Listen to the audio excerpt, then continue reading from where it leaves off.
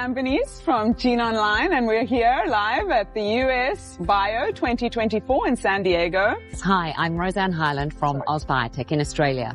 So Roseanne, can you tell me a bit more about what AusBiotech is doing at Bio 2024? So AusBiotech is the industry association for Australian biotech. So we really are here to support the Australian delegation to Bio. We are delighted that this year is the biggest Australian delegation that we've brought over.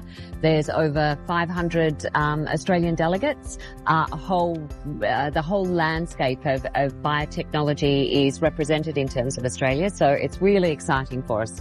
Could you share any highlights of the event this year? The best part of Bio so far for us has been the feedback that our Australian companies have been sharing around the business matching and the partnering meetings. There's been a real sense of achievement and positivity and lots of really strong relationships being built from there that we hope will go on to, write really significant partnerships and deals moving forward. So I would say that's been the highlight for me. Bio 2025 is in Boston next year. Do you think we will be seeing AusBiotech? You will definitely be seeing AusBiotech. You'll definitely be seeing an Australian pavilion, and I would hope, fingers crossed, that you'll be seeing an even bigger Australian delegation next year in Bio. We're very much looking forward to it. So to leave it on a final note, is there anything that you hope AusBiotech and the Australian delegation would achieve between this year and next year? Lots more connections with the broad landscape of people who are here at Bio.